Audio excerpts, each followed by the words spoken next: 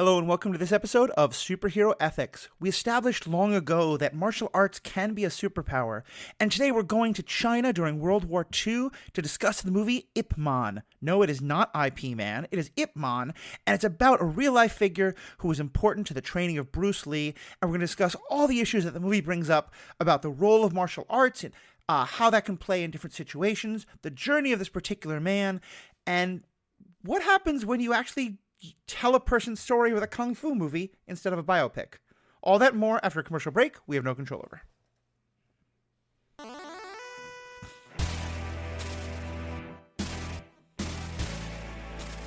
Welcome back. I'm Matthew, your host. Joining me today for the discussion of Ip Man is frequent guest Paul Hoppy. Paul, how are we doing today?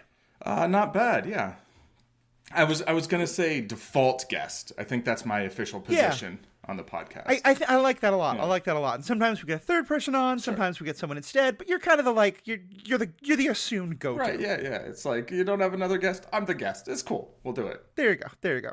So, and this is one where it actually started with your suggestion because I hadn't heard of this movie, or actually, it turns out Ip Man is a series of movies. All created in China, and out of, I believe, a Hong Kong-based studio, that are very popular there, and have quite a good deal of popularity here in the United States. I had just totally missed it. But as part of our discussion about Cobra Kai, and we will be covering Season 4 at some point, probably in conjunction with the fourth of the Ip Man movies, but in that discussion of Cobra Kai, you brought up this movie, and at first I think we were going to maybe do coverage of it with Cobra Kai, but then I watched it, and I was like, there's so much to talk about here, let's just do this movie on its own. But tell me more about Ip Man, and why this movie was one you wanted to talk about. Yeah, so, I mean, I originally wanted to watch it because I was just like, I want to find some movies in Cantonese to watch so I can practice my Cantonese, which is not very good, except when it comes to vegetables. I know tons of vegetables.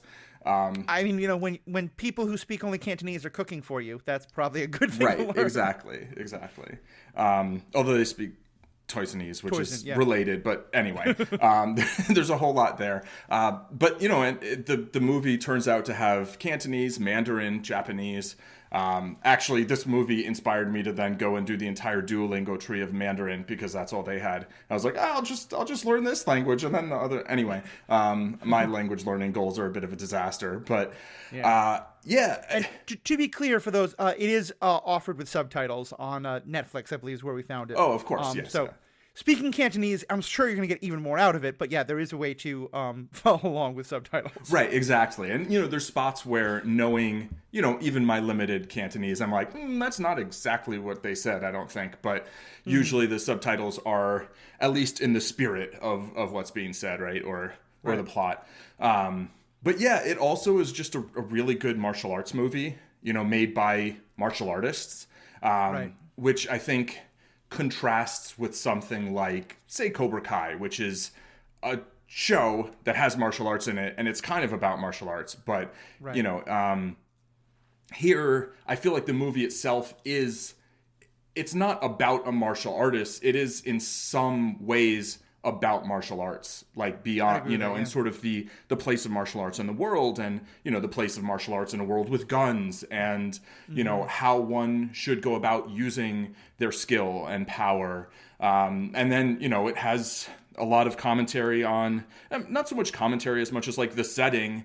We see Ip Man be like really rich, and then we see him be really broke, and, and sort of the power dynamics of being wealthy in an area that's your home, and then being poor in what's now an occupied country. And so, there's just a lot going on, and I thought it would be, a fun movie to talk about. Well, since I'm guessing that a lot of our audience probably has not seen this movie, let's start with just a quick plot summary, and then we're going to talk a little about the real person who this movie is based on. Paul, you want to take a shot at giving a 1-minute summary of the plot? Yeah. It's kind of like two movies almost. There's like a 30-minute kind of intro, which establishes who Ip Man is. And, he's a teacher. Well, not a teacher, actually. He's a master of Wing Chun, which is a Chinese martial art, in Foshan, which is near which is like in the Cantonese speaking region of China, right? Southern China. And everybody kind of wants him to teach, but like he doesn't really want to teach. And then everybody wants to fight him, and then he fights them and they all lose. And so he's just this extremely skilled martial artist who's very wealthy and is kind of just chilling and sort of ignoring his family while playing with his friends. And to be clear, this first part is set in like the mid 1930s. Correct. And then Japan invades China in a montage, and then we cut to basically, Ip Man and his family being very poor, and everybody there being poor because of the events of I think pre-World War II, right? It was the second Sino-Japanese War, basically, right? Yeah, I mean, like a lot of folks will now say that like we really should think of World War II as starting with the conflict between China and Japan. Exactly. And it's a kind of Western, yeah, but it's definitely the conflict between with the Japanese invasion of China and the fighting between those nations.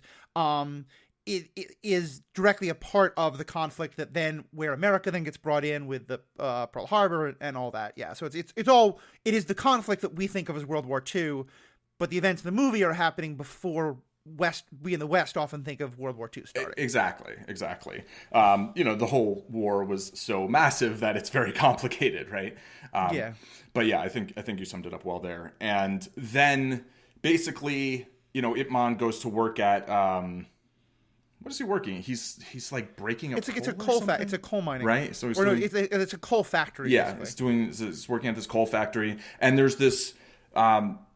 Occupying the Japanese general, I think, who's in charge of the occupation, is a martial arts fan, and so he basically takes all of these fighters and martial artists from Foshan, which was known for its martial arts, and has them fight, and they can like win a bag of rice, right? Which is like very valuable when you're very poor, and so. Eventually, Ip Man challenges him, and they fight, and that's kind of the second half of the movie is a lot longer, but in some ways it feels kind of like almost similar in terms of how much is going on in a way. I don't know. Right. Yeah, and so the general is known as I'm maybe not pronouncing this right, but General Miura. And as you said, he's a big martial arts fan, and so he has people come and fight in this sort of like karate space that he's set up, karate martial arts space, and for the Chinese, there's kind of a like as I understood it, and we'll get more into this, like it's a real kind of question of like, are you participating in sort of the oppression by fighting, or is this a chance to kind of get, even, or to like, win over the Japanese, things like that. But it's very clearly like a really horrible situation. I thought I don't know if you were paused or if you were done, so I kind of took over, but if you want to. Yeah, no. I was realizing that I had gone about 3 minutes on a 1 minute summary, but please fill in the gaps. It's okay. There's a lot. So and essential to this also is that there's a Chinese person, one of Ip Man's friends, who's basically a collaborator. He is helping. He speaks Japanese. In theory, he's a translator, but he is helping the Japanese to like get these Chinese people to come and fight against them. And very predictably, sometimes the Chinese people are killed, especially if they like don't fight well, or sometimes if they fight too well. And it's this very bad situation. At first, Ip Man does not want to fight, but then once he sees that like sometimes people are being killed, his first reaction is to kind of want to go like get revenge, to do something about this. And so he goes and he says that he wants to fight 10 of the Japanese people while the general watches. And he just utterly kicks their butt. Like he wrecks house with them. And it's clear that when he was fighting earlier, he would often pull his punches a little bit. Like he would win, but he wasn't trying to like hurt people. Here he's very clearly like out of anger, out of revenge. Very, very understandable. But his goal is to hurt people. And after that, we get some time with him where he clearly feels like he's kind of mad at himself or ashamed, or certainly he feels like it didn't work. It didn't actually change anything in terms of the Japanese occupation. And I think he says exactly like, today, I learned today that I am useless. Yeah.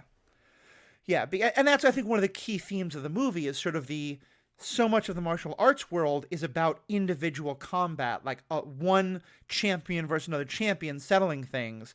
And like, one martial artist against 100,000 Japanese soldiers with guns and tanks, like it just doesn't work.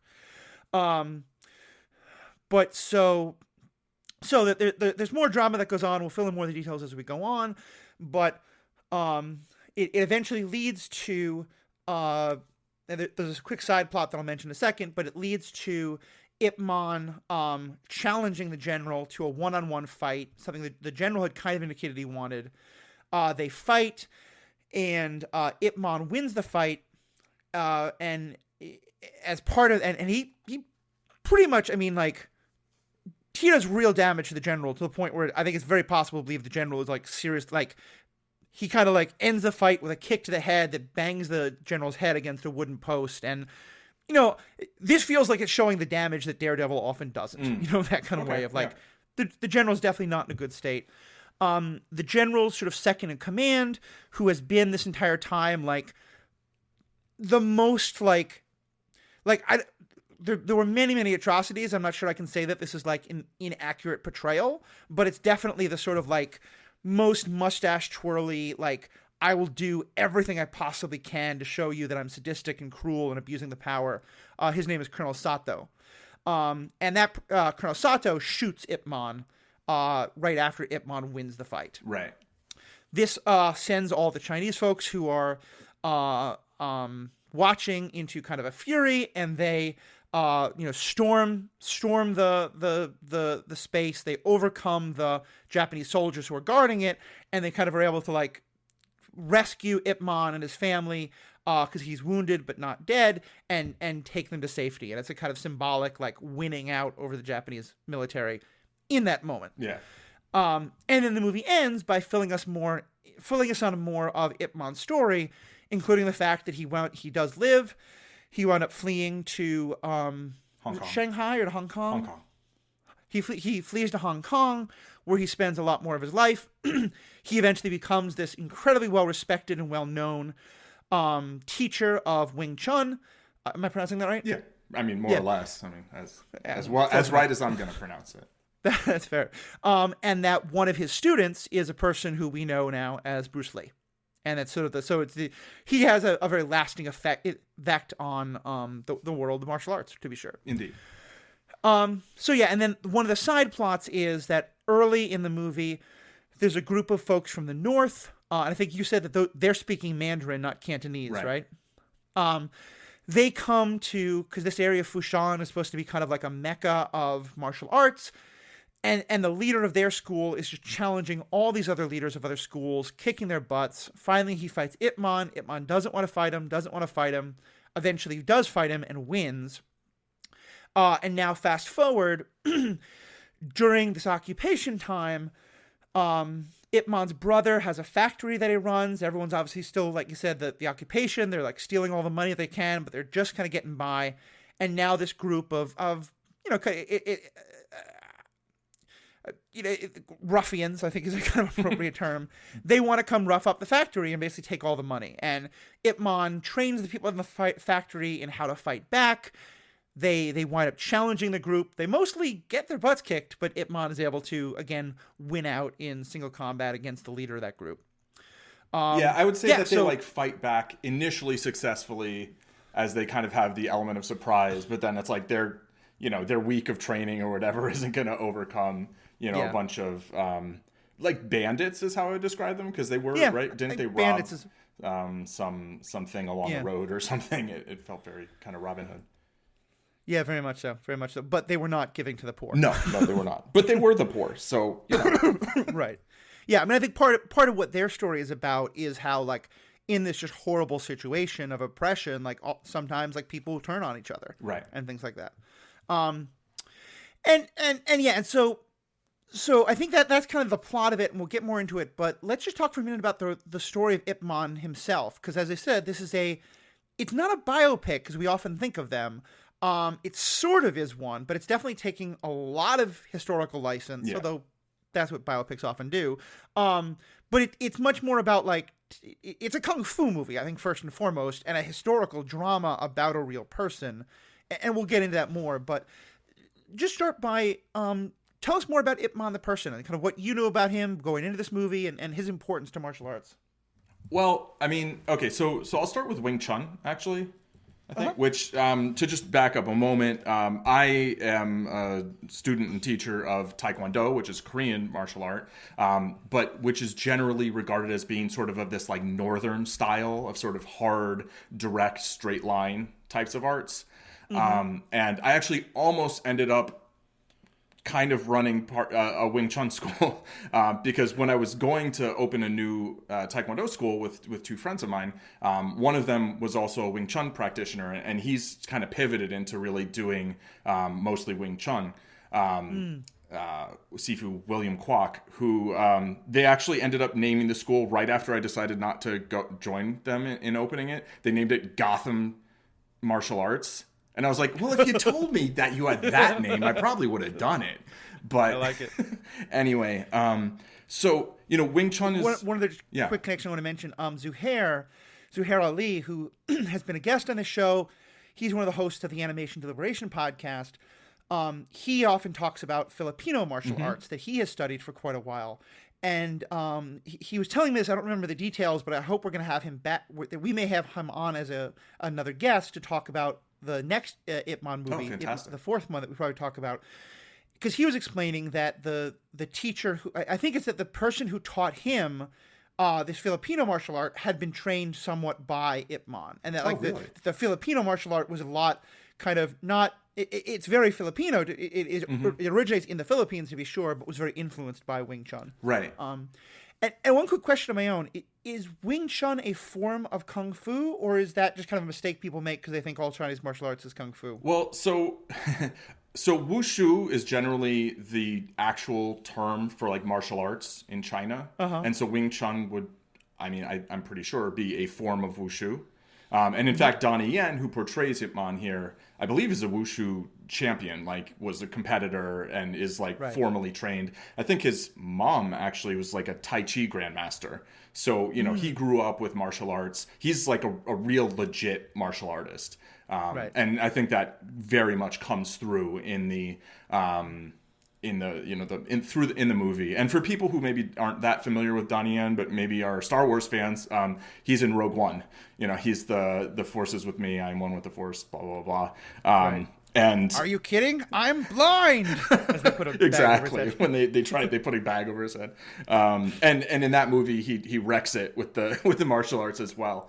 But yeah, so Wushu is generally the term that's usually used. Kung Fu actually is an even broader term that generally means like to practice something to gain skill. So like your homework could be like Kung Fu, basically. Oh, okay. Right. So, but it's also used more specifically, to mean various, forms of Wushu. But so yeah, it's kind of a casual term, right? But so Wing Chun is a specific style, or maybe even family of styles, because there's a bunch of different lineages.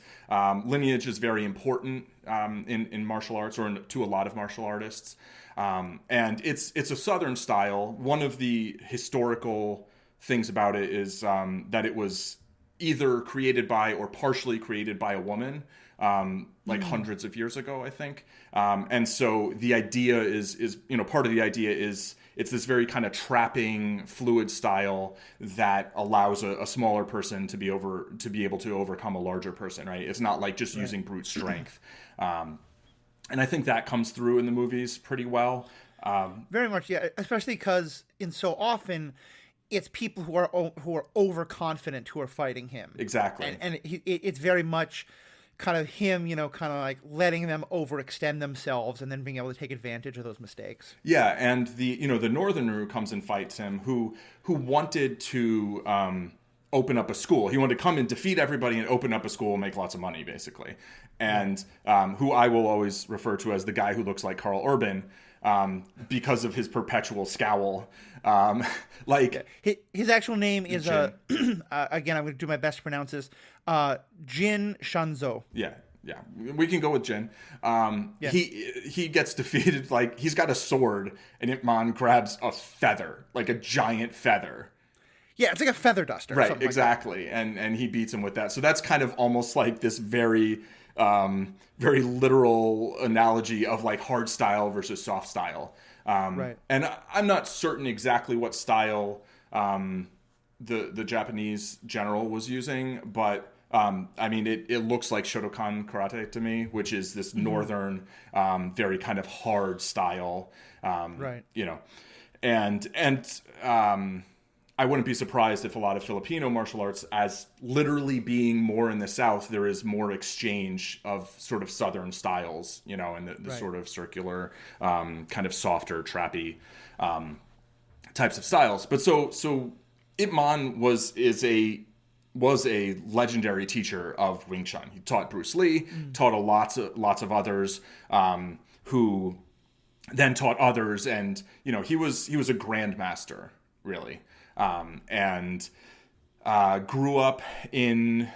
Actually, I think it was complicated. Like his whole like when he went where was complicated, but I think he was born in either in Foshan or Guangdong. Yeah, and actually that's like the state Guangdong. Anyway, so he grew up in mainland, but then he went to high school, I think, or some kind of school like when he was 16 in right. Hong Kong, and then he came back to mainland, and then he went back to Hong Kong. And I think him going to Hong Kong was less about fleeing the Japanese occupation and maybe more about fleeing, you know, the communists, the Chinese communists, yeah, exactly. So, you know, I mean, you had the whole Civil War going on during his life, and here he's shown as being a reluctant teacher. I'm not sure how historically accurate that is. It might be. I mean, I think that's true with a lot of teachers. There's a lot of people who are like, I just want to do this thing. Okay, I guess I'll teach it, you know? Like personally, speaking from experience, I never really set out to be a teacher of anything, but like I always ended up teaching pretty much all the things that I learned to do. It just feels like kind of, it's this sort of like natural progression of like when you acquire knowledge or you build, you know, hard-earned skill, it's like passing it to someone else feels like this sort of continuation of that journey, and that's often very big in the martial arts, aside from, you know, just being like a grandmaster or whatever. It's, you know, you learn something, you teach it, you learn something, you teach it. Right. But so yeah, I think this is a pretty loose interpretation of the events of Ip Man's life, but I think it is intended to be sort of in the spirit of the truth. Yeah. I think that's very true, and I think that certainly I think where the historical accuracy, the movie leaves the portray. If you knew very little about history, you might sort of get the impression that this incident in history helped to inspire the Chinese to defeat the Japanese in World War II. Right. Which is very historically inaccurate in a lot of different ways. Yeah, not what happened. There were a couple other nations fighting the Japanese as well. The fighting, I mean, I'm not going to get into like any kind of discussion of how well the Chinese fought. It was they were never conquered by the Japanese entirely. It's a very, very complex situation and story, and I think part of why we're focusing on the martial arts here to a large extent is, you know, obviously you and I, neither one of us are Chinese or Japanese. You have a lot of connections with Chinese family and culture and the like. But I think that there's lots of debates about how that war played out and how it's perceived today that could be had, and neither of us is the person to get into that. But certainly I think it's very fair to say that the movie gives a very the movie gives a I want to say like a very sort of pro-Chinese portrayal of that of that perspective, but like, to be clear, almost every American, like, I don't think it is worse than almost every American war movie except war movies about Vietnam, you know? So it's not like I think that it's incredible, something totally new and different. I think American movies do this all the time.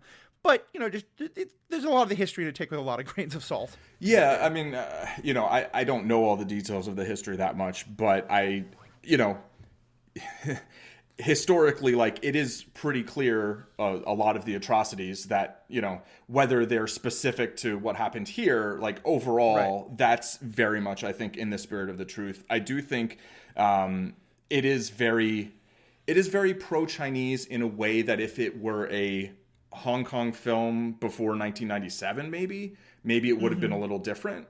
But this movie was made in 2008, so it's made in Hong Kong, I believe, but with collaboration from, the mainland China government. And so maybe certain things about what was going on at that time period, like, they just didn't touch any of that, And I think, given, the situation, I think that's, to some extent wise, probably, right? But yeah, I mean, war movies tend to be either like rah rah, aren't we so great, or like, oh, look at the horrors we've done. And this is definitely more on the rah rah side. Yeah, and I think you're right. I think, I think in some ways, like, if the movie is about a fictional character, but just sort of having a fictional story that could have happened, I don't think any of it is like, oh no, that's not how things were. The Colonel Sato character, I think, we know the atrocities were very real. There definitely were people like that. And even the general, he's more restrained than the colonel and sometimes is stopping the colonel. But he's starting from a place of, I think, my culture is better than Chinese culture, and therefore I want to show people that my martial arts are better than Chinese martial arts. Right, yes. Which is very much the same as what and we'll talk about that idea because it's the same kind of thing that was happening at the beginning of the movie where people were wanting to be like, well, I want to prove that my version of martial arts is better through all these individual combats. Yeah. I just want to, like, just very briefly, like, when we kind of casually mentioned, like, that there were atrocities, like Nanking, like, hundreds of thousands of civilians were murdered, and like 10 to 25 million Chinese died of starvation, other and murder, like, during, because of the invasion and occupation. So, like, I think just like giving a little bit more specificity there. I think that's important. And I think I actually may have mentioned this before, but my father did his research in law school on how there were war crime trials in Japan, just like there were in Germany with Nuremberg, but those get so much less attention. And there's a lot of that is the racism, and that it's only the American victim. Like, we talk a lot about the Bataan Death March, but almost nothing about the atrocities that happened in China to Chinese people themselves. Yeah. But okay, so let's kind of segue into the first thing I think we want to talk about, which is this movie has a very interesting portrayal of the martial arts themselves. And I know you're often concerned about the way martial arts is portrayed in movies and in TV shows, such as about schools in California. So what are kind of some of your concerns about how martial arts is sometimes shown in media, and how do you feel like this movie addresses them? Yeah, I mean, mostly it just feels like anything that you know a lot about and then you see a portrayal in media, I think most of the time, most people are like, that doesn't feel quite right. When something's written by people who are just like, oh, let's do an episode about poker. It's like, like, or like chess or whatever. And that's why, like, when, one of the reasons I wanted to cover the Queen's Gambit when we did was I was like, I watched it and I was like, oh, this feels like actual people playing real chess. And you get that more now, I think, than you used to, but you don't get it all the time, right? And I remember saying when the movie Coco came out, I was incredibly impressed that they actually. I'm a guitar player. You're a guitar player.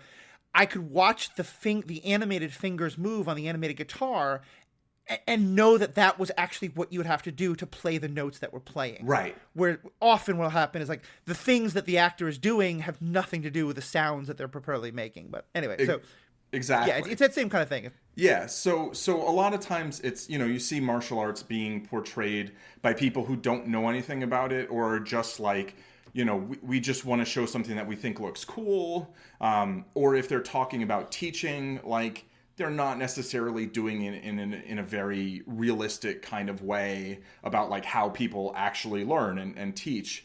And,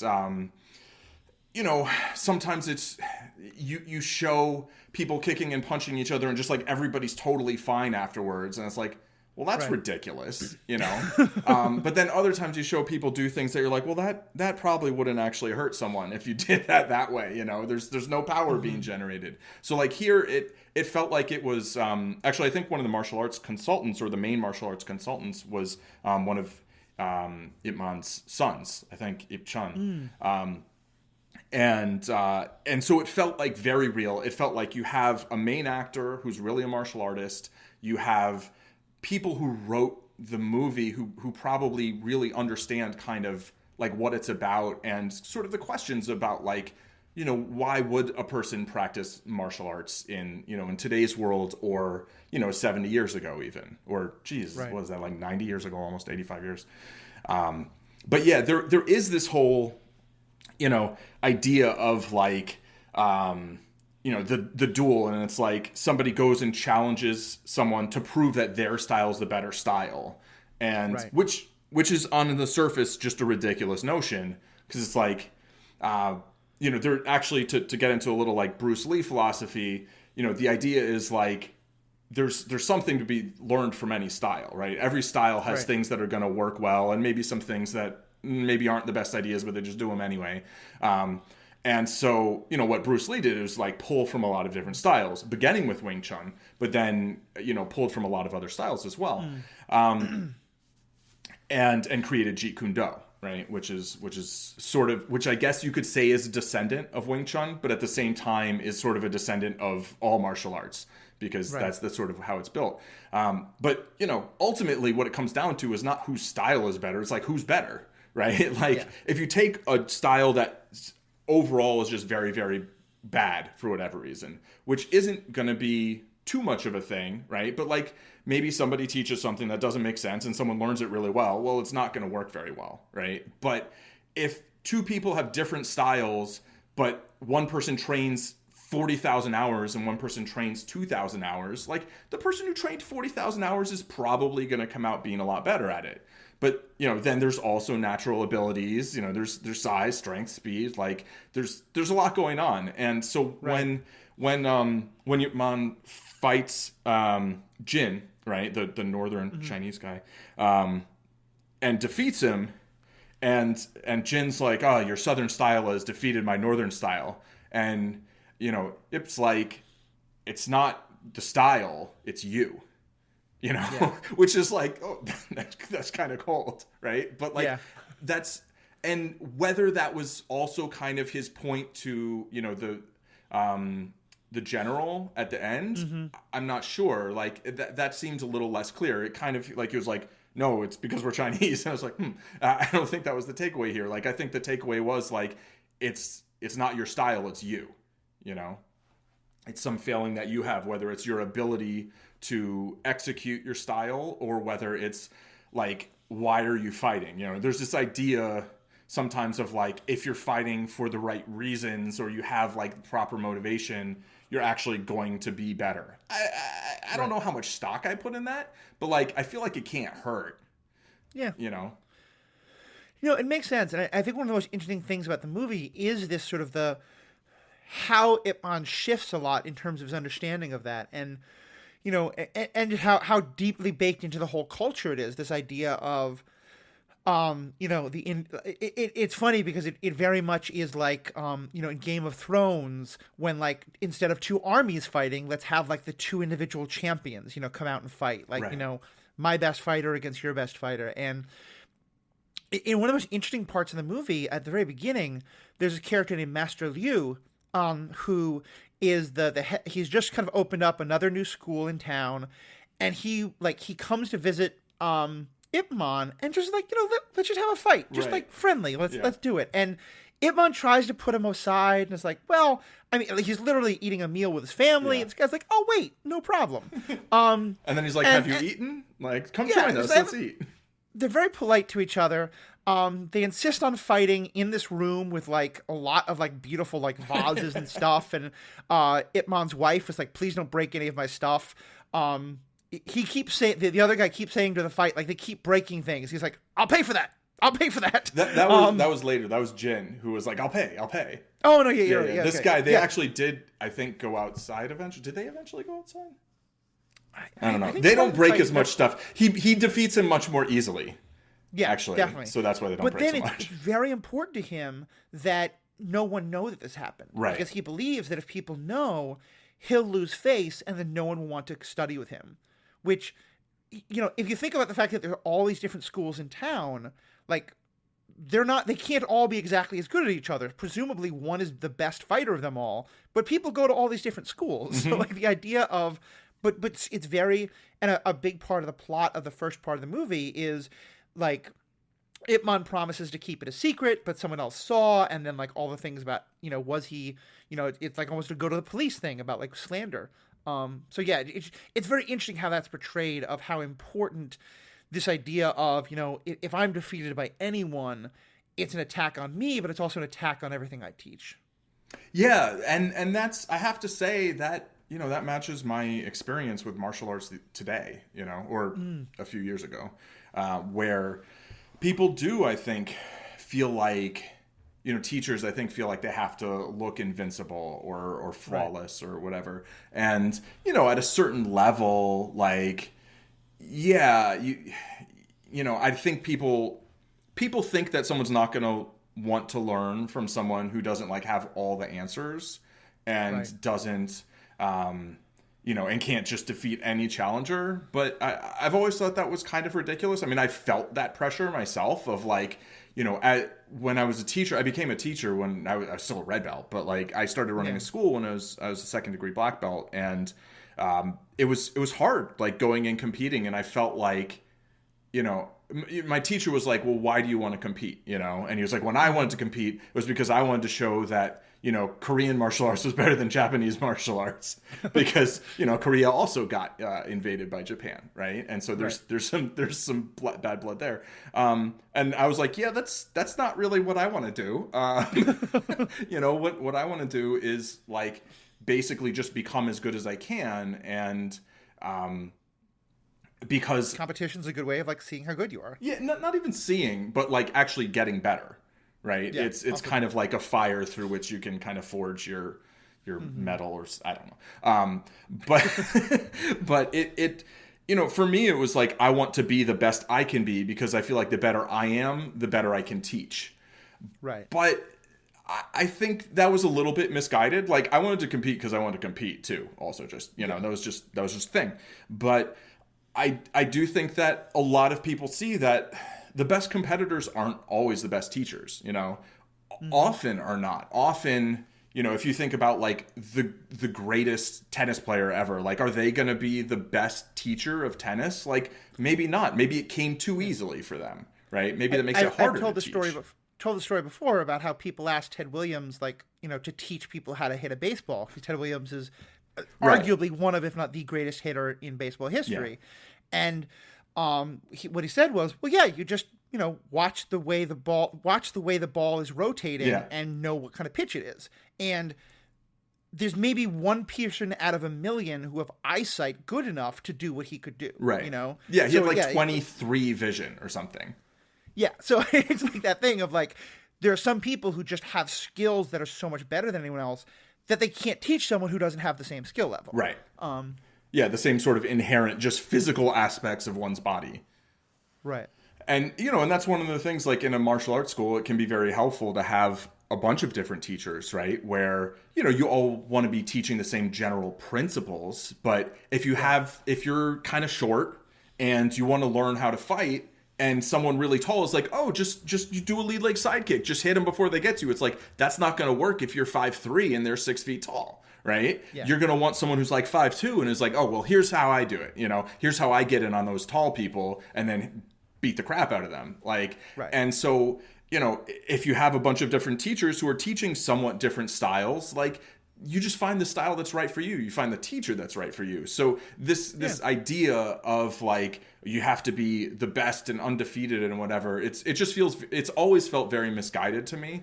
And I think the movie kind of sort of says that, because like Ip Man is like, look, I'm not necessarily going to be the best teacher, right? Like, I don't even want to teach. And then he does teach, and he's a great teacher. So maybe that undermines that point. But like, there are other teachers, and it's not like their students aren't getting value, right? Just because someone else can defeat them. Yeah, I mean, I think that there's very much an idea behind that of that you can say, like, in a vacuum, one particular style is the best for all people in all situations. And you're saying, like Taekwondo, I know you've talked about being like, it's a lot about kicking, and I'm guessing someone for whom like most of their strength is in their upper body, not their lower body, like that might not be the ideal, like all the kind of things. I want to shift to one other thing that I think that this movie does a really interesting thing of portraying, and kind of talk about how it does in this movie, but also in other things of, is this question of kind of like, what's the role of martial arts when conflicts aren't just between individuals, and there's a scene, and part of that is kind of like the group, an army versus a person versus a person, but also, and the movie's very explicit about this, that there's an element of like, as war becomes more technological, like what's the role of martial arts? And in that early part of the movie, there's a police officer who basically is saying to these people who are arguing about martial arts, like, look, I have a gun, and, it doesn't matter how good at martial arts you are, I can just shoot you. And, I think you can argue back and forth, like, how true is that? Like, it's certainly in close combat, but yeah, I think that there's some truth to the idea of, like, a person with a gun who's 20 feet away from a martial artist, like, that person could have been studying martial arts for 20 years, this person could have 1 hour of gun training, they're probably going to win that fight if they can get a shot off before the person can get close enough to hit them in some way. And that's kind of a theme that the movie specifically deals with. And as you said, one of the things that Ip Man deals with is kind of realizing like his ability to defeat individual Japanese soldiers in combat doesn't do anything. Right. What's kind of your take on how this is how that kind of question of the role of martial arts in larger scale conflicts is portrayed in this movie? Yeah, I mean, I think it was kind of nice how early on they had that cop who then became the translator, right? He was the guy who kind of didn't really side with the Japanese, but was complicit for a time, right? I'm trying to make sure we say the name. For the most part, I think we're going to call people by kind of the collaborator, things like that, because I don't want to mispronounce names over and over and over again. But the cop is named Lee Chu. Okay. Who also I just want to mention is portrayed by an actor named Gordon Lamb, who I just want to mention because I think the actor playing Ip Man is fantastic. I think he's also a fantastic actor because, and again, I'm reading subtitles, but just from his expressions, the tone, like you really get a sense of how trapped he feels. That he when people call him a traitor, when people call him a collaborator, he wants to defend himself, but he also kind of to some extent knows that they're true. We'll talk more about that, but I just want to give that quick aside. So yeah, back to the cop and what it means about the war. I thought actually his performance was great, and he's one of the characters who kind of doesn't have to do martial arts, so maybe they just get someone just for their acting ability. I mean, it's like sometimes you're like, yeah, we want someone who can do all this martial arts and can also act, and it's like that's hard, right? It's hard to get people who are really good at a bunch of things, but. Yeah, I thought it was really nice how they showed early on how, like, yeah, if you're at close range, like, I mean, I did gun takeaways, like, not in Taekwondo. I did that in Krav Maga with a friend who was a, Taekwondo black belt. But, that's a thing. Like, you can disarm someone with a gun at close range. Right. 20 feet away, you're better off just turning and running the other direction. And people's aim actually from 20 feet most people is fairly poor. But, like... Yeah, so, guns... To be clear, we're not... if someone holds a gun on you, I hope that never happens. We're not advocating you... We are not advocating anything you should do or not do in the face of a gun. I just don't want to get sued. Sure. Yeah, whatever. Yeah. I mean, you make your own choices. I always taught knife defense number one was you just leave. But, like, obviously circumstances, there's different circumstances. The point is like one person who's really good at martial arts can maybe disarm someone with a gun. If you have a bunch of people with guns, like, good luck with that. And, like, when you have an army with tanks and planes and, it's like... Yeah, you're not going to have, hand-to-hand combat. Like, people make, jokes about the Polish, like, attacking the tanks on horseback. But it's like, that's what they had. They had horses. What are they going to do? They didn't have tanks, right? Did they have tanks? And fun little note, the first time when Germany invaded Poland, the first time... These tanks were still very new to warfare. The first time that the cavalry, literal cavalry, charged the panzers, the German tanks, the Germans fled. Right. So, yeah, I mean, like, sometimes you can overwhelm someone who has, superior technology, it's often probably going to be a short-lived, victory. But yeah, here it's, there's an article, not an article, a video essay, I think titled "How to Write Superman." Like Ip Man, by what I think is a very good YouTube channel, Accented Cinema. And we're going to put a link to that in the show notes to this. Cool, perfect.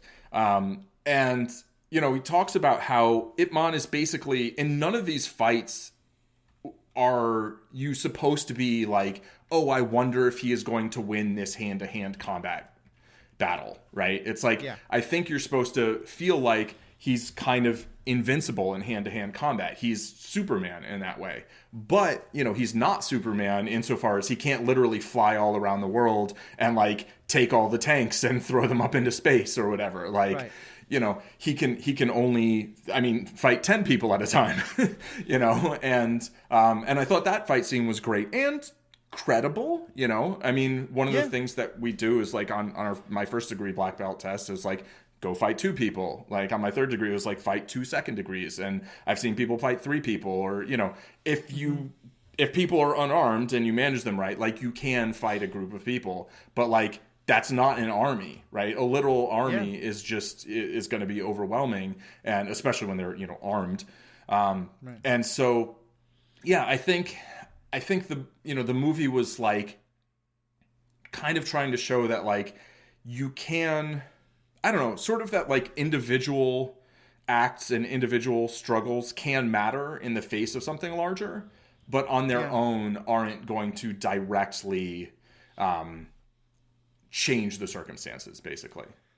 Yeah, I think the way the movie ends especially is really brilliant to this because, it's clear from the first moment the general shows up, like, there's no doubt in your mind that the movie is going to end with him and Ip Man having a one-on-one fight. Right, 100%. It's very clear. And the whole movie is building to that. And you get the sense of, like, this is going to be a really intense fight. And it's going to be very close. And who knows? And like I said, Ip Man just wipes the floor with him. It's never really very close. Like, he kind of gets, I think he knocks Ip Man down a couple times early on. Yeah, almost. But it's still, like, there's still no real drama to it. It's not, he's pretty clearly getting his butt kicked. And so, as I said, Ip Man, like, wipes the floor with him in a really, very much, like, not a, like, I just want to beat you, I don't want to hurt you. Like, this guy's not in a good place. And then Colonel Sato just shoots Ip Man. Right. It's literally what we were just talking about. Like, this guy who has, as far as we can tell, no martial arts ability. He's just a sadist and a very much a racist and very much a, like, Japanese supremacist and maybe exactly. And but he's able to do that. He's far enough away from Ip Man. Ip Man's looking at him. He just shoots him. Yeah. And he misses and doesn't. He hits him but doesn't kill him.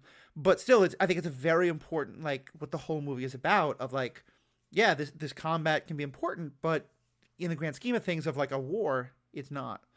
Yeah. Or it's not entirely, because it then does this whole thing about, like, the inspiration and all that, which we'll get to. Right.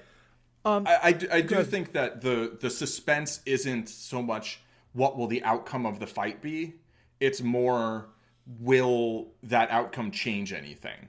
Right. What will the outcome of him winning be? Exactly. Is really kind of, especially because I think to some extent, I think Ip Man knows, and certainly I think the audience knows, and I think actually someone warns Ip Man about this. If Ip Man doesn't let the general win, Ip Man may very well be killed. Right. Like, I think that there's definitely a kind of, like, you're not supposed to win this fight. Yeah. And he's like, I don't care. Yeah, exactly. Okay, so let's use that to talk about Ip Man's journey in the movie, because I think his, as I said, it's not a traditional biopic, and we'll get into, but definitely his character is the one who has the most journey and growth, and we're talking about a historical figure, because I think there's a lot of really interesting things that happen with him, and I think what we've talked about a couple of times, what I want to dive into more is he really goes on a journey in terms of his understanding of what martial arts can or can't do. And so talk about what you see him learning over the course of this movie, because it's definitely like, a low and then coming back. Yeah, I mean, so first off, he starts off very rich, and martial arts are like a hobby for him, I think. Yeah. Right? And I think it's something that he views as being very important, but like the same way someone who, you know, we'll go back to chess, like who loves chess and as a chess master feels chess is important. It's, you know, Right. the same way I kind of feel poker is important. Like I don't think it's like important in terms of like it's the most important thing in the world, but like I think there's lessons to be learned. You know, I think there's value in it. You know, One thing that at first I was confused because it seems like he's very rich because he has this very successful martial arts school, which I know a lot of people who run martial arts schools, perhaps yourself included, who would like to be able to think that like that can generate that much wealth. it can, but it doesn't usually. Yeah. The historical truth, though, and I think the movie at least hints at this, but never really goes into it, is he actually his parents were very rich. I think they had an import-export business. But yeah, go on. Yeah, so you know he was born into a wealthy family, so he never really knew, you know, need, right? Yeah. And then he loses everything because you know Japanese just take it. They're like, yeah, we're Right. just taking that. And you know, I think he realizes that he can't fight off an invasion and that he can't really all he's doing is just like trying to provide for his family, basically just bring back some rice, you know. When he gets the job at the coal place, like he gets a yam for lunch, right? Like a baked yam, and he breaks it in half and brings half of it back. And honestly, one of my favorite things in the movie is where he's got this yam in his pocket and he goes and fights the 10 black belts and he puts the yam at the side of the mat and then goes and beats everyone up and comes back and picks up the yam and leaves. Right. Well, especially because He doesn't take the rice. that yam, if I remember correctly, he had given, like, as you said, he gives half of that yam to one of his friends, and that friend had also gone to fight the Japanese and had been killed. And it's his realization that that person had been killed that inspires him to want to go and fight the Japanese. And so that him having the yam there is very significant. Right. I think the friend gave him a half a yam because he knew that he had family. And Oh, yeah. Okay. Right. That's correct. Yeah. And like eating yams in this manner is very familiar to me. And maybe not as familiar mostly in the West. So just like have a yam in your pocket, kind of, you know, although usually we'll put it in foil, but these days, but you know, they probably under these conditions couldn't afford foil. Like that seems like quite a luxury. And, you know, I mean, it is interesting just like how much your perspective can change, right? When conditions can change that much. And so he goes from, you know, fighting for, I don't want to say entertainment, but like it does feel like kind of like as a hobby, right? Yeah, it's a sport. Right. And, you know, and then at one point he's fighting to kind of uphold the name of you know, Foshan and like to fight off the Northerners, like in a duel, right? But then later he's angry and he fights, you know, to basically get some level of vengeance. He just wants to break people because, you know, he saw what they did. Because, you know, they killed his friend and then he kind of starts to, I don't know, learn to, like, he's just like, there's no point to this, right? Like, that didn't accomplish anything. But then his brother asks him to teach the people at the factory because, you know, the Jin and company have been attacking it basically and just been, you know, like, give us your stuff because we want it and we can fight and you can't. So then there's like a little bit of teaching. And I feel like that's sort of where maybe he kind of feels like he can make a difference, even if it's not by directly fighting someone else. Right. You know, and I mean, I think in the modern world, teaching people self-defense has value in and of itself, but often, you know, we practice martial arts for other reasons to like, not just for like fitness and health, but also just like internal kind of self-awareness, self-control, self-discipline. Pride, like feeling like you can accomplish something. And I think it's definitely something that the movie gets into because there's this idea of, you know, and I think, again, like, you can talk about how historical this is, but the idea that this would happen in like one particular town and not have an effect on the war itself, but a particular town makes a lot of sense. Like, I think one of the ideas is that, you know, when during oppression, especially oppression and like occupation, where you feel powerless, you feel hopeless, you feel like there's nothing you can do to better your situation, and now not only is the foreign army oppressing you, but your own people who are like, well, although you can talk, I mean, China being a huge place, you can talk about Sure. how much it is like also foreigners, but it's fellow Chinese to be sure. Like you can't even stop them. I feel like it's a show not tell, but I feel like part of what the movie gets into and what Ip Man learns is like that learning these skills, you can give people hope. You know, you can give people a sense of we don't have to be as totally oppressed, and that's both what the fight against the Japanese general does, but also teaching the people at the factory. Yeah, to me, it's empowerment, right? It's I think it's a great word for it. It's, giving people a feeling, even like I think it was important that the people at the factory were able to fight back or stand up for themselves against the bandits, even if they weren't able to win. Right. It was, I think it gives them a positive feeling. And, we could talk about like conflict and trying to resolve conflict peacefully and all that. There's a lot there. Yeah. But at least giving the people the skill where they have the choice to fight back, right? Where they have that option. And I think there was real power in that. Which I also just want to say is another one of my, like, it's a small detail, but it's one thing I love about the movie and feels much more realistic than I often see in martial arts movies, because I think often, not just martial arts movie, I think this is true in any kind of thing where, like, people are learning to fight.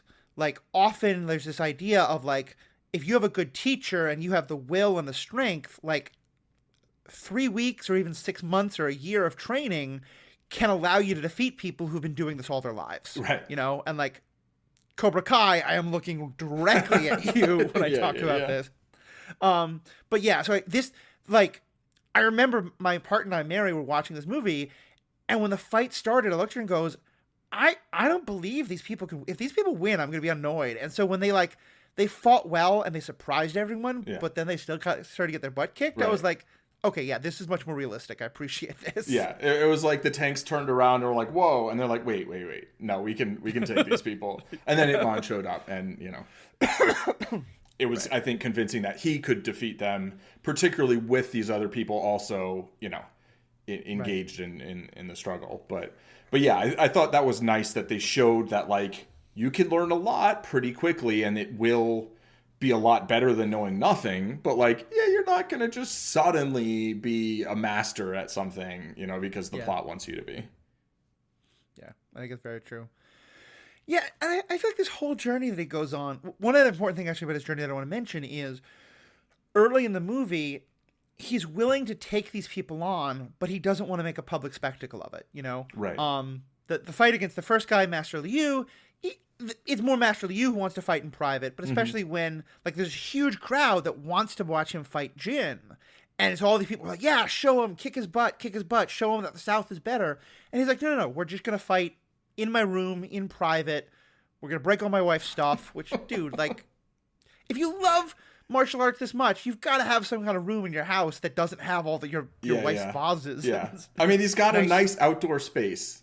He used it with the one guy, right? Like, But the point is that he doesn't want people to see. He wants it to be one-on-one. And I part of what I got out of it is that by the end, he understands that fighting, like, that the people who watch the fight can be inspired and changed by it. Like, and that's a big thing that's changed for him. For sure. Yeah. I mean, at that point, he sees that fight can be like symbolic, right? And I think he's kind of resisting the other fights being symbolic. Because he kind of doesn't want them to be. He's like, look, this is just two people fighting. Like, it doesn't mean a lot. But here he's like, all right, it means something. Yeah. Or like he wants it to mean something now. Before he was like, it's okay. It's, let's have some tea. Let's, let's eat some food. Like, have you eaten yet? Like, I think one other part of this for Ip Man is that Ip Man goes back and forth about whether he even wants to fight or not. Like, he has to be convinced to fight Master Liu. He has to be convinced to fight Jin. And at first, he doesn't want to fight the Japanese. And I think a part of it is he's feeling like he doesn't want to play their game. Right. He feels that it's kind of like being it's like dancing to their tune. He knows that, like, everything is fixed and, like, you're probably going to get killed if you do too well. But also, like, you're kind of doing this for the entertainment of your oppressors. Right. And what's your kind of take on how that changes for him and his decision to fight for the first time because he's angry, but the second time because he wants to fight the general? I'm trying to remember whether there was some, like, additional plot point nuance in there, and I can't remember if there was, but I do feel like he just don't they kind of coerce him into doing it by so the first thing is that some soldiers are sent to try and arrest him, right. And the former cop who is a collaborator for part of the movie like winds up helping him like beat up these cops in part so that his family can get away. But he's kind of arrested and he's placed in a situation where, he's basically going to get killed and imprisoned. And so he sort of says to the general, like, I'll fight you. Right. And during this time also, I think part of it is also the threat. The general is like, well, I can go get after your family. And so like there's a side thing of the family trying to escape. Yeah. But then wanting to turn around because they always have to be there to support him while he fights, which I was like, it happens all the time in all kinds of movies, but it's always dumb. Yeah. They should have just kept going. Yeah. Historical note, I think his wife did end up getting stuck in the mainland, and I think when he was in Hong Kong, I think she wasn't actually there with him for like the rest of their lives. So that's some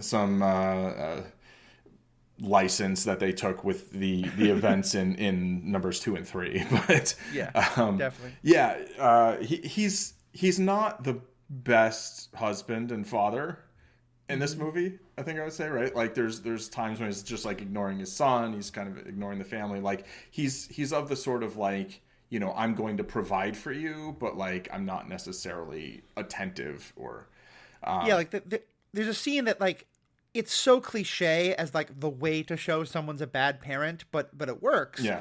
Where it's not like malicious, but just like like you said, is he's in a situation where people are talking to him about this martial arts situation that's happening, and his kid is not a fighter. He's very young, but it's pretty clear like he's more of an artist, and I think it's part of. And he wants to show his father this drawing he did. He's like 6 or 7, and the father just completely blows him off to keep talking about martial arts. And I was like, okay, so that's the like check to show he's not a good parent. Clearly, by the end of the movie, that will have changed, which it largely does. Right. Yeah. And I think, I don't know, I think sometimes in more difficult times, people sometimes find something in terms of like, or need to, right? But yeah, I guess, I don't know, I've watched the beginning of the movie like 5 times, and the end, I think I only watched the one time. So, and that hasn't been as recent.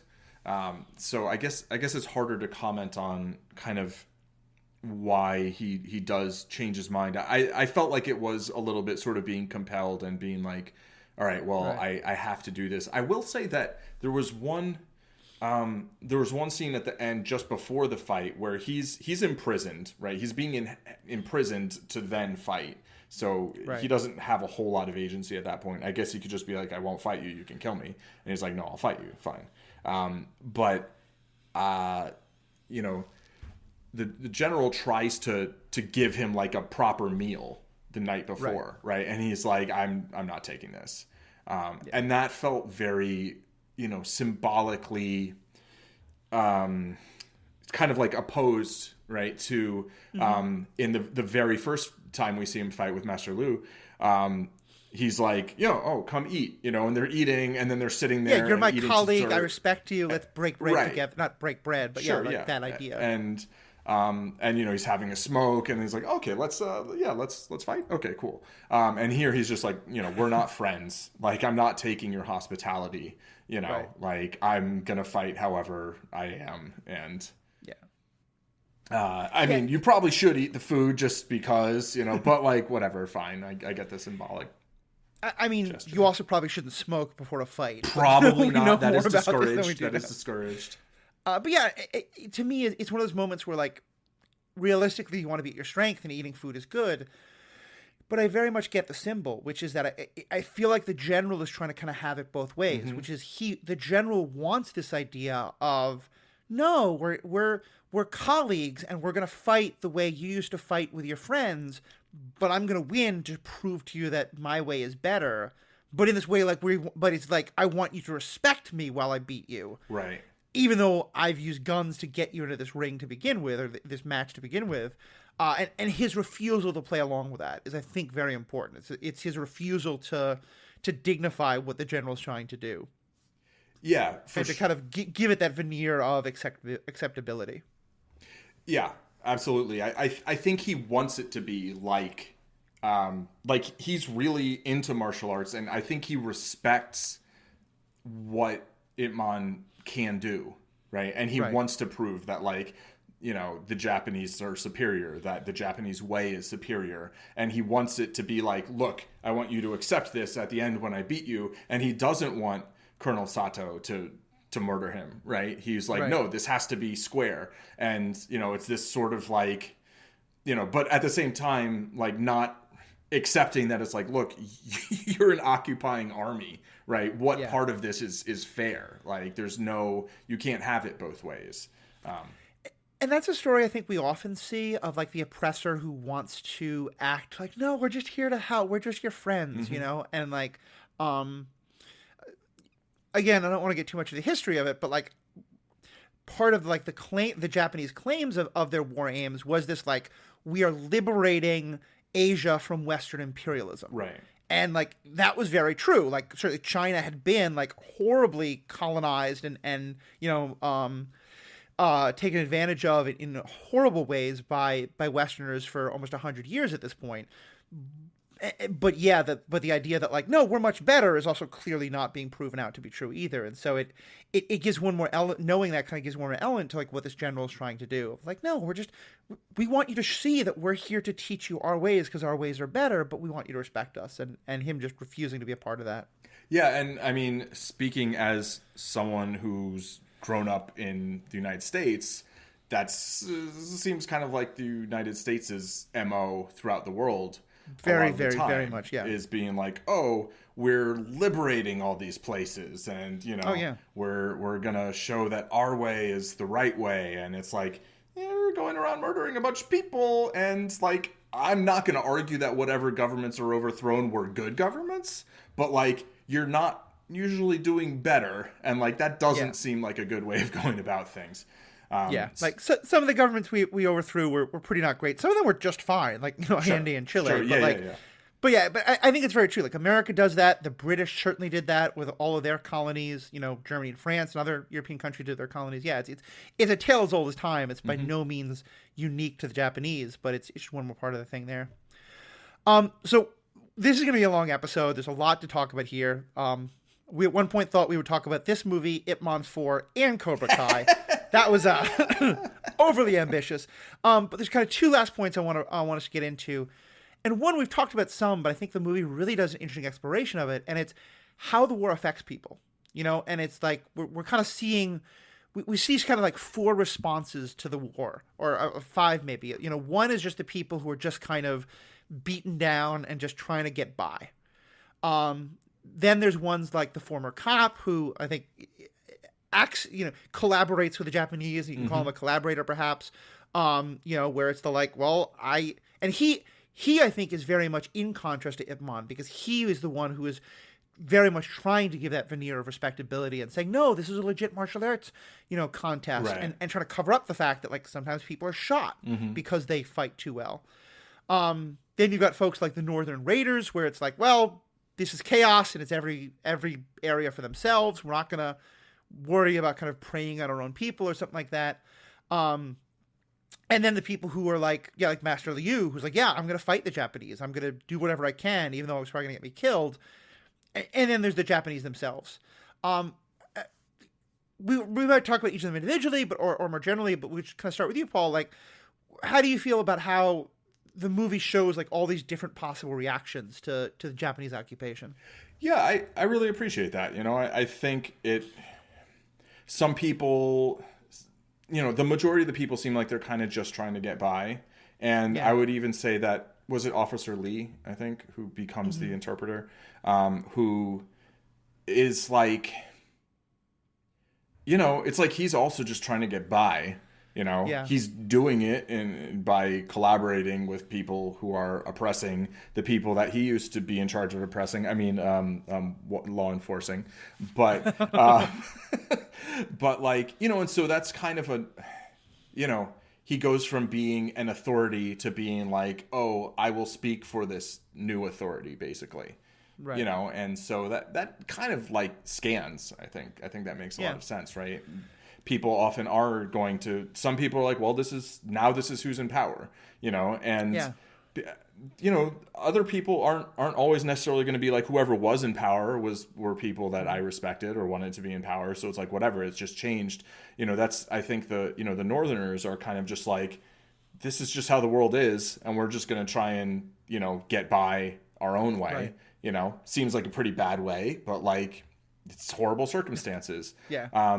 You know, which again, I think I do think is a detail of the film that because of the circumstance under which it's made, may not have been able to go into quite as much as they wanted to. Because again, like I don't know too much of the history, but like the Chinese Civil War between the communists and the Republic, like was going on kind of like before, during, and after the Japanese occupation, and so the northern-southern conflict definitely has some elements of that, which obviously the movie is not going to touch. Right.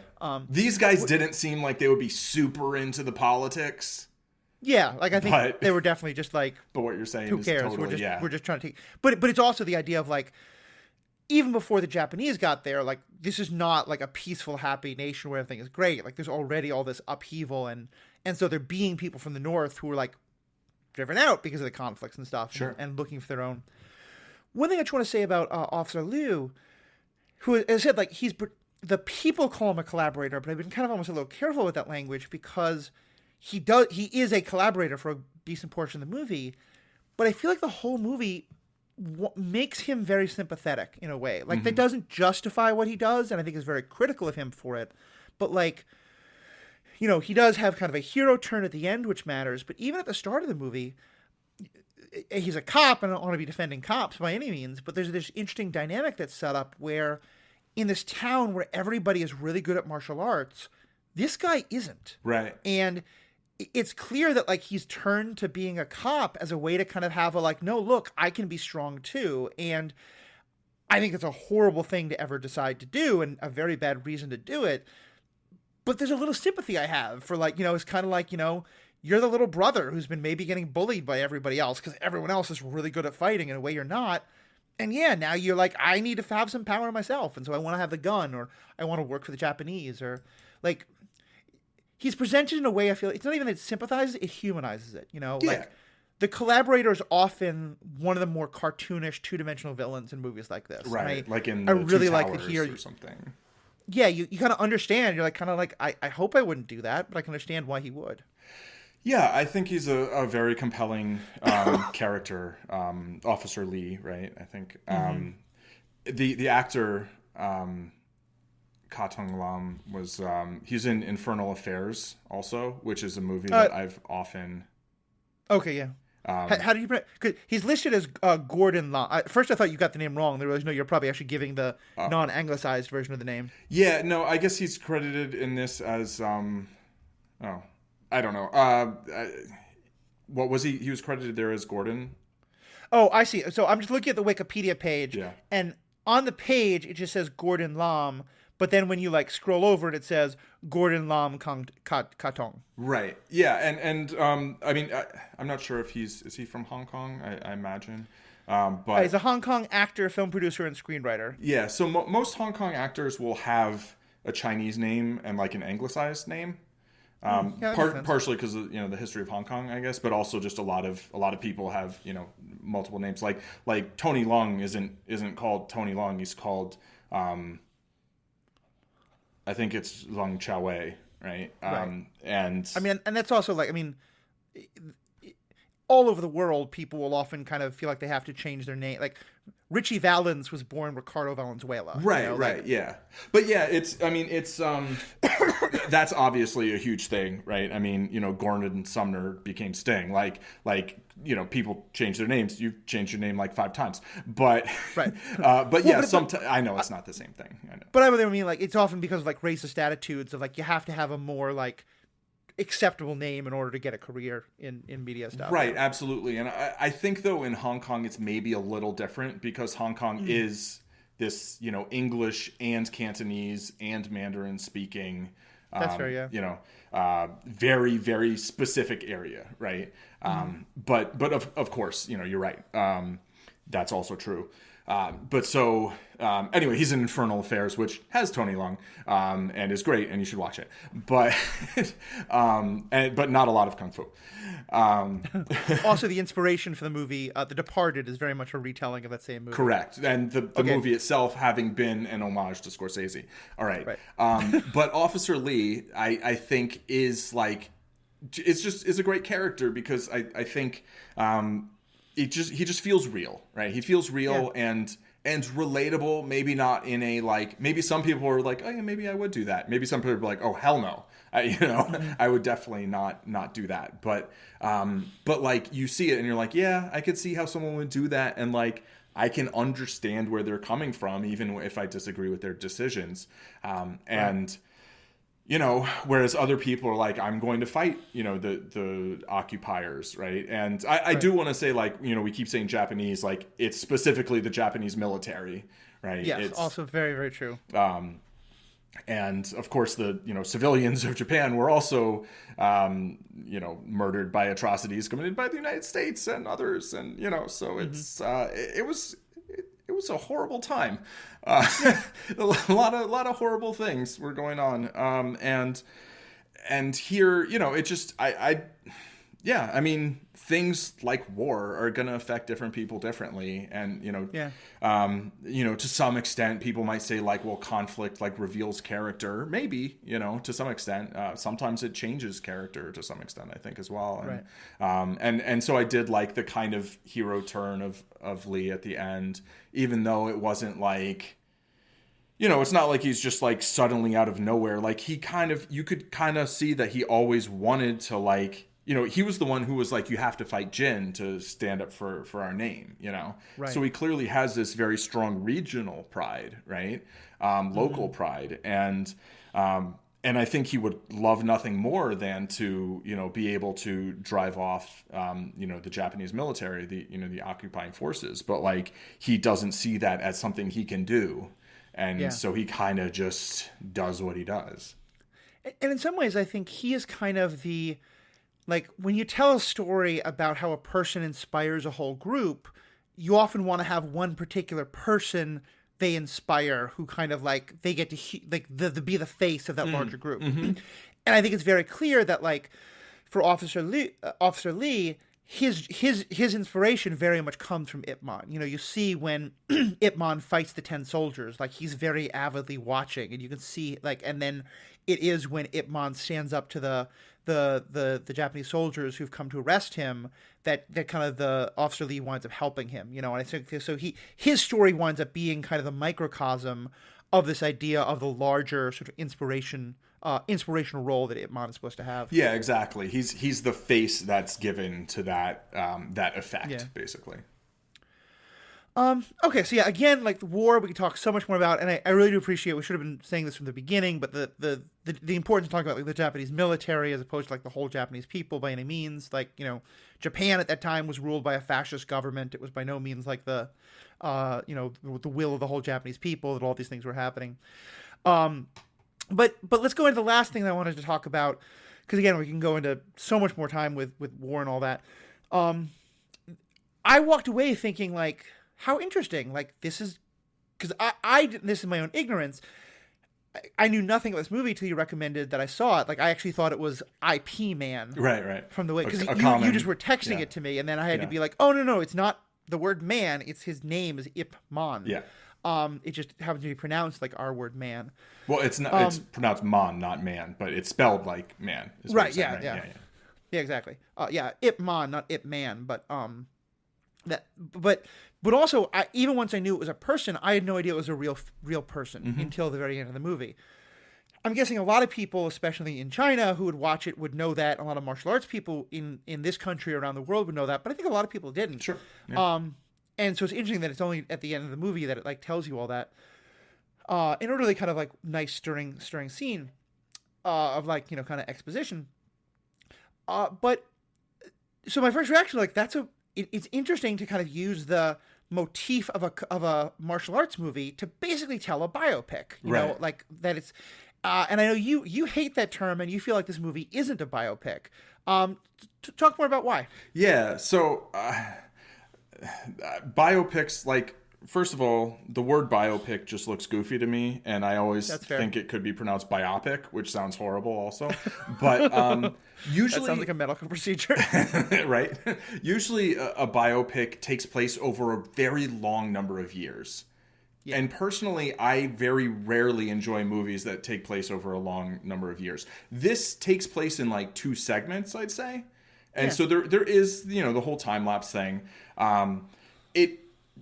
Sometimes these things are trying to be very accurate and tell like a single person's entire life story. Right. And so I'd say, if you want to call this a biopic, sure. I mean, it takes so many liberties that it's like, maybe we, more inspired by, more like, the movie The Harder They Fall, where it's like they used the names of real people, right? Mm-hmm. But it wasn't like the stories of those people per se, right? And so here, like, they used the name of a real person. They made a character based off of, an understanding of who this person was. But they were like, we want to tell this specific story that kind of has like, almost like a prologue. Like the first 30 minutes feels like a prologue to me. And then there's like a 75-minute picture that's about, basically what happens during the occupation. And so just I don't know. There's things that happen in the movie that I think might have bothered me more if it was just like some totally random piece of fiction. But I like it feels to me like historical fiction. I guess that's kind of almost how I would frame it, with a real person as the main character, but where they basically just wrote a story and it's a period piece and it takes place in 2 very close together periods. So, I think what I usually dislike about most biopics is I feel like they're just trying to tell too much of the story of someone's life and trying to kind of sensationalize it in certain ways. Whereas I think if you told a story about a given person over the course of like a week or a year or whatever, I think I tend to find something like that more compelling.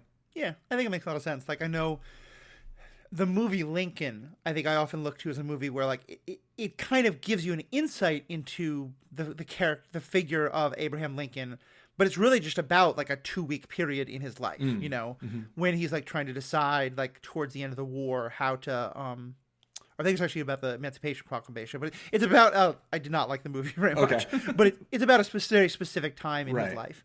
And I think that's very true. And to me, it's an interesting way of telling the story because I certainly walked away thinking that, especially because of the way that it ends in a very like, here's what happened next to this real life figure, ending with like pictures of him and Bruce Lee and like, this is a real thing. I certainly was like, oh, are they telling me the events of this movie happened? And like there's this fight between the Japanese general, like it's completely made up for the movie. He did quite famously, like this is historical fact, he refused to teach martial arts to the Japanese military, specifically the Japanese military police. And that's a big part of why he fled Fushan.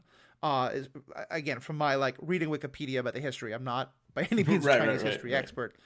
But yeah, so it's a very interesting thing of like, I think historical fiction is kind of like the best way to tell it, like I think if you think of like Jeff Shahara and the books he's written about the Civil War, I think those are The Killer Angels is the most famous. It got made in the movie Gettysburg, but they're fiction, it's kind of like based in the truth, but the incidents themselves are often made up.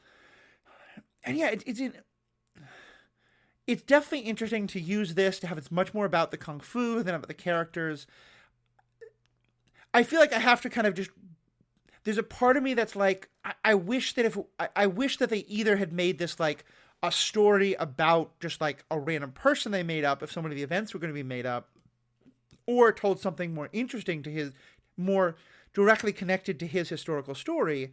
But then I feel like I need to kind of step back and be like, I am using the motifs of the Western cinema that I grew up watching. Mm-hmm. This is a completely different like school of movie making, which has a lot of similarities to be sure, but like very different ways of doing things.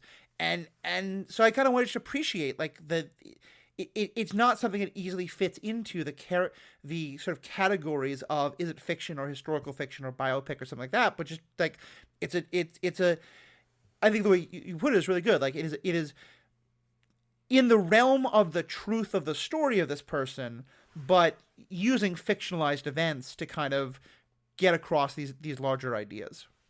Yeah, absolutely. My frame of reference for historical fiction is Bernard Cornwell's Sharp's Rifles and Sharp's Gold and et cetera, which there was a BBC series with Sean Bean. That's like the first place I really knew Sean Bean from. And where he lives. Right. Exactly. And I mean, it's a long series and he's the main character, so he clearly doesn't die in every episode. He's not Kenny from South Park. But like, the Duke of Wellington is a character, and there are historical figures who are characters. Sharp is not really a historical figure, but it takes place with, stuff that was really going on with stuff that they made up. And I like that here. And I actually started watching this movie called Dynasty Warriors after I saw all 4 of these, which apparently is based on a video game, which should have been a telltale sign. But it was... I used to play this game called Romance of the Three Kingdoms, which is from the Three Kingdoms period of Chinese history. Yeah. And so I was expecting, I was like, oh, the characters, and these are the butchered way that I have pronounced their names, not the authentic way, but Cao Cao, Liu Bei, Lu Bu, like Guan Yu. It's like all these characters. I'm like, oh, I know all these guys. They're all in the video game, and And so I'm expecting this kind of historical whatever. The first scene, there's a battle scene, and then this necromancer raises the dead of his whole army, and everybody's got these magical powers, and I'm like, oh, I guess it's not historical fiction. It's historical science fiction. Yeah. But apparently that's fairly common. There's a lot of things like that, and I feel like we actually don't see that much of that in Western cinema. We'll see things like the Marvel verse where you have Captain America, and that's kind of maybe the closest thing, but it's here you have these historical figures and they're shooting lightning bolts or fireballs, and it's I don't know, it's interesting. Even in this movie, and my understanding, and you can say more about this, my understanding is this is very much in the style of Hong Kong martial arts movies. Mm-hmm. They're telling you that this is kind of it's set in a real time, it's set in, but the martial arts is clearly incredibly well shot. The actors are martial artists themselves, and a lot of it is very, very realistic. But then, a lot of the times when people punch or kick, it's that's not what actually happens. People fly 15 feet through the air. The physics are fictional. Yeah. yes, exactly. And there's a sort of they're not saying that these are superpowers, but it's definitely that's for show, not necessarily the realistic they're not trying to be hyper realistic about this martial arts in this moment. Right. Yeah, I would say the martial arts movements themselves are very realistic. The physics of what happens to a body after it gets hit, or if someone's falling over and the way they can pop themselves back up, those are wire tricks, right? Which is classic Hong Kong cinema. So. And Marvel and DC does that all the time. Right. But you don't normally get that, at least in American cinema, you don't get that with movies that are based in truth kind of things as often. Right. Yeah. I think that's which again, I'm not saying it's better by any means. Sure. It's a difference. It's a thing. Yeah. I agree. All right. Well, again, there's so much more we could talk about. We're going to talk about the 4th movie where in a later episode where we also talk about Cobra Kai, because I haven't seen it yet, but as you described it, that's going to get even more into this idea of person versus person, and as a microcosm of school versus school, as a microcosm of style versus style, which every season of Cobra Kai, but especially this last one, has very, the whole, is Eagle Fang better than Cobra Kai? Is that better than Miyagi-Do? It's very much similar themes. So I think that we can kind of stop our discussion here. We'll definitely be revisiting it. But is there any other last kind of comments or things you wanted to bring up about this movie? No, I think we pretty much covered everything about the movie. Early on you were talking about the portrayal of martial arts in movies, and I guess I did want to just kind of mention that one of the things when Shang-Chi came out or was announced as being the first Asian or Asian American, superhero in the MCU, it's oh, and he's a martial artist. Okay. That's something that I think in the West is very seen as being very kind of stereotypical of, Eastern culture. Right. And I mean, it is very much an element of, right? But I think it's a much smaller element than a lot of people think of in the West. And I think the idea of these like great levels of respect that martial arts teachers, have is sometimes a little misguided. Like I know my teacher, he's grandmaster, 9th degree, learned from the founder of Taekwondo, Korean American, and he says his family like thought of him as kind of like, like a hooligan, or like, for like going into like, what, you're going to teach people how to beat people up. Like it wasn't, necessarily this super, like honorable, like highly regarded, whatever. And so I think, this movie kind of shows it plays with some of that, but it doesn't, I think, I don't know. It feels a little different when you have, a Hong Kong movie portraying this than like when you have a Hollywood movie. And so a lot of it feels a little bit less like it's, not that some of the things that some of the stereotypes come from, I feel like are present, but it's not like the stereotype. It's not the sort of second generation or the sort of processed version. It feels like it is more, kind of from the source, right? And that's not to say that Hollywood shouldn't make martial arts movies. I don't think that. But it is to say that there are things that you will find in Ip Man that you won't find in most Hollywood martial arts films. Right. I mean, I think it's why we did a whole episode about this, but why Shang-Chi was such an important movie, because that felt like much more like, a movie that was honoring these things instead of being like the very Western stereotypes of, martial artists and things like that. Right. Yeah, exactly. But also the same reason that like, I'd like to see, Kamala Khan or I guess it's Kamala Khan. I think her name is actually pronounced different from Kamala Harris. But I remember when I'd been hearing talk about her for like 6 months, and so when Kamala Harris really told people how to pronounce her name, I was like, but that's not how the that's not how the comic book character pronounces her name. So you must be wrong. Not even that, but just like I've heard that other pronunciation for a long time. Oh. I've got to reprogram. Yeah, I had the exact opposite experience. So. Oh, the Kamala Khan was like sounded weird to you. Kamala Khan sounded weird to me because I knew that Kamala Harris's name was pronounced that way. Anyway, but I'd like to see, it's why you need more of any given group, right? You don't want to have one person representing like an entire 2/3 of the world's population. Like I think we talked about how like it's so awesome that Shang-Chi is now a character in the Marvel Universe, but part of it, we're happy that also Jimmy Woo also is, and another Asian character who has no martial arts skill. He maybe has some, but we've never seen. He's not a martial artist in those movies in any way, shape, or form. No, he's a prestidigitator. Yes. Fantastic. A master of close-up magic. All right. Well, I think it's about time to wrap up. So, Paul, where can people find what you're doing these days? You can find it at zenmadman.com, Twitter zenmadman, Twitch zenmadman. Very, very soon, probably by the time this episode airs, there will be new stuff there to see. Right. So check it out. And if there's not, then I don't know. I'm just a failure at life. No. Look, both of us, like, I got COVID. Your mother's been sick. Your mother-in-law's been going through stuff. Like, we've both had a lot of things happen in our life. Yeah. My mom's fine. She's got a new apartment. It's great. Right. My mother-in-law was sick. She's actually doing a lot better right now. So your mother had surgery, didn't she? She wasn't sick. She had eye surgery. Okay, so, yeah. But yeah.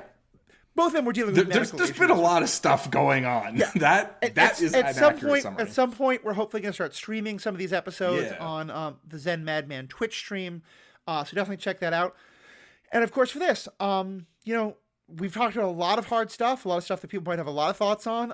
We'd love to hear you, whether you're agreeing with us, very much disagreeing, whatever the perspective is, we'd love to hear from you. If you go to theethicalpanda.com, there you'll find all the ways to contact us: Facebook, Twitter. You can email us. You can use the contact form there. We love to hear feedback. We'd love to get more of it. And of course, at that website, you'll also find all the other podcasting I'm doing, the Superhero Ethics Podcast.